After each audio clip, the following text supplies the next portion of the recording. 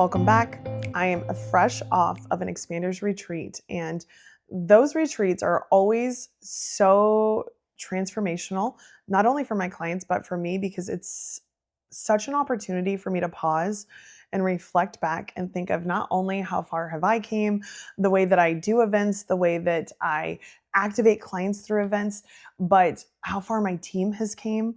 We have a way different team in present time than what we had a year ago helping me with these events.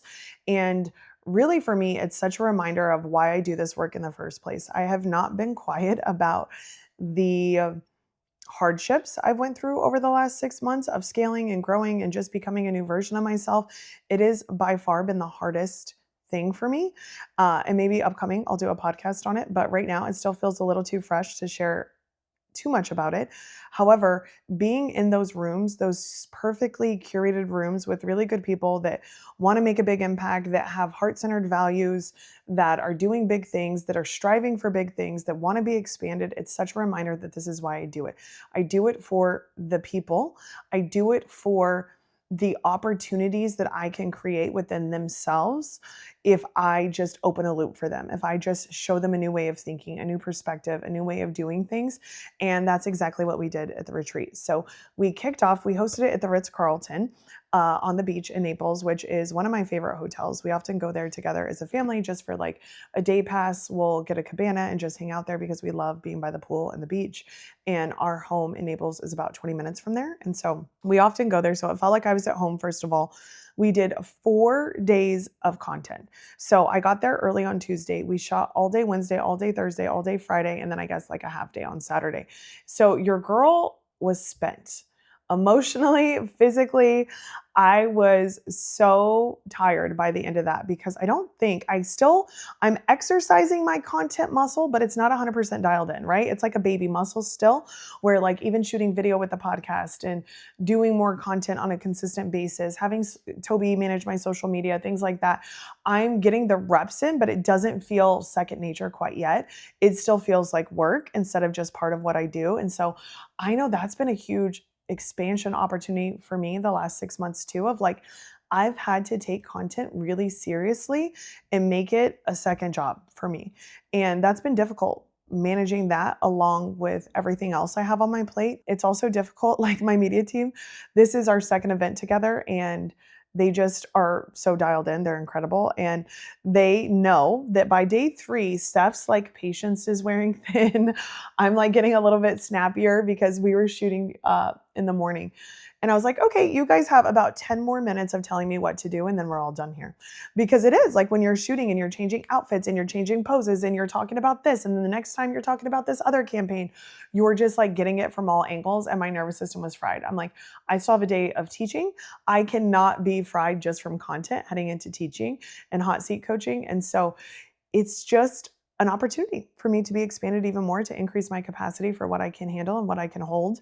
And I definitely think that I got that this past weekend. And so in addition to doing the media, I did a little media activation with the clients that were there. I brought in my creative director who's helping me this year with my brand and who's done some of my styling for the events.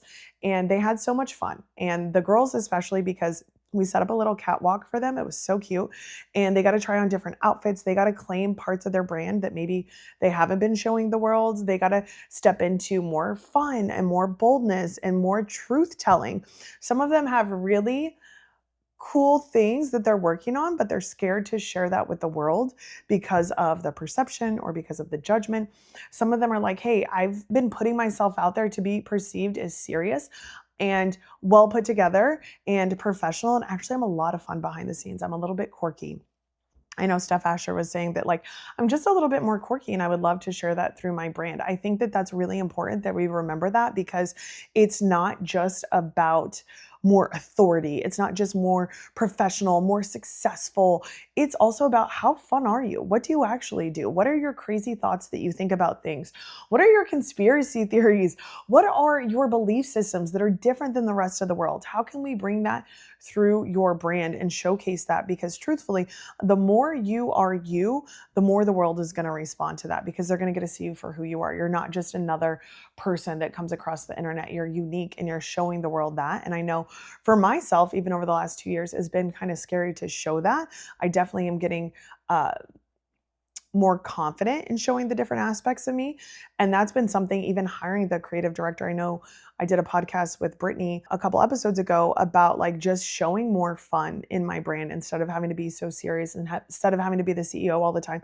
How could I be more fun and playful and maybe wear colors that aren't just brown, black, and white? Like, how could I wear yellow? I wore a yellow two-piece outfit that was so much fun. You guys are going to see a lot of that coming up because I have a special announcement coming for you very, very soon, which, by the way, if you saw our expanders content and you had a little bit of FOMO for not being there, I want to invite you into our next stop on the TWP tour, which is going to be in San Diego, August 13th through 15th. And if you have not heard, our events at the Wealthy Practitioner are one of freaking one. They cannot be duplicated. No, we're not going to just talk about systems and processes and the boring stuff you have to do in your business. We're also going to talk about stepping into new levels, new identities, new forms of visibility. But we're also going to talk about the strategy required to make more money, because a lot of you come to us at the Wealthy Practitioner because you want to make more money. And so if you're like, I've been dying to get to a Wealthy Practitioner event, this opportunity is your last opportunity in all of 2026. Okay. So check out the link below. I'm going to link it below here in the video for you to be able to grab it. Get your tickets because our events always sell out. They always sell out. So do not wait. Get your ticket and then figure out the logistics after that, because I can promise you being in the room will absolutely change you. That was one of the things that the expanders reflected to me this week. They're like, no event that I've been to of yours is ever the same, which I love, because your girl gets like so bored with the mundane. I get bored with doing the same thing over and over again.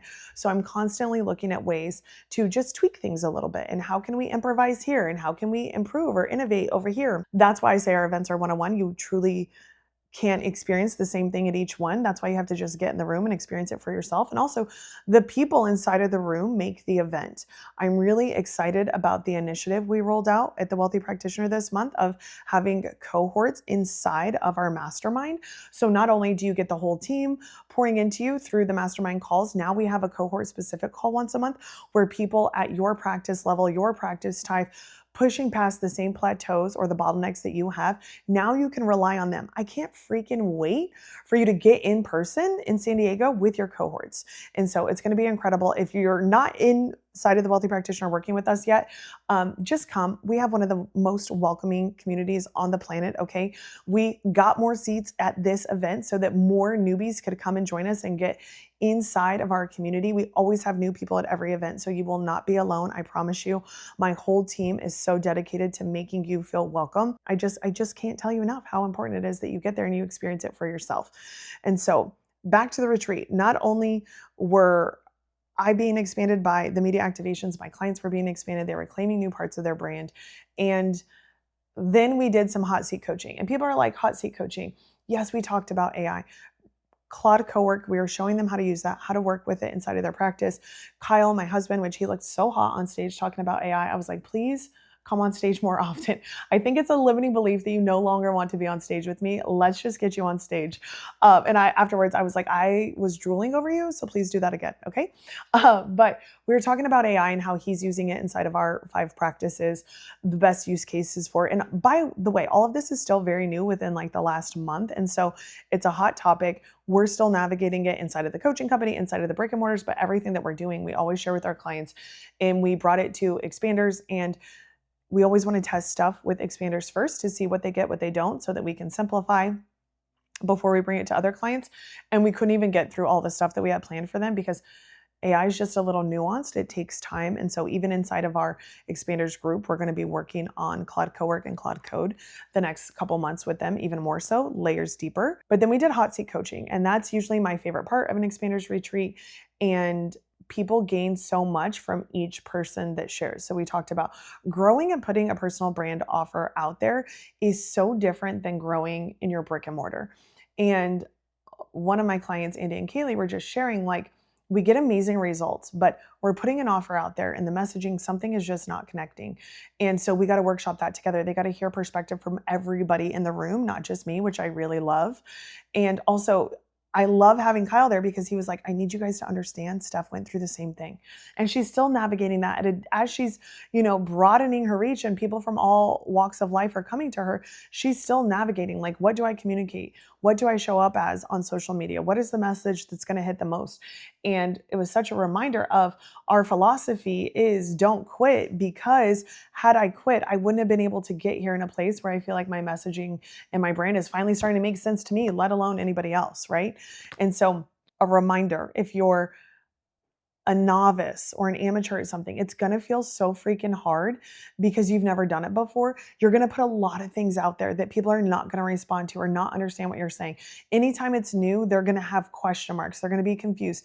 Keep at it, keep going, because every little time you try something new, that messaging refinement happens and you get way more clarity and you can move forward. What I often see is people have an offer or something they want to throw out there and they don't share it because they don't have it perfected yet. I still don't have it perfected, and I'm like almost 4 years in at this point, And so how can we just put it out before we feel ready? That would be my encouragement to you. And then also we did some like marriage coaching and some life coaching. And, Kyle and I have had to navigate a lot of things in our 9 years of marriage, of what it's been like starting and growing these companies together.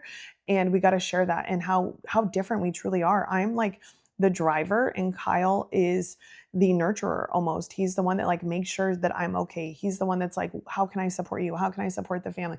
Yes, he's in charge of the clinics, but his number one role is to support me as I'm navigating this new territory that I'm in.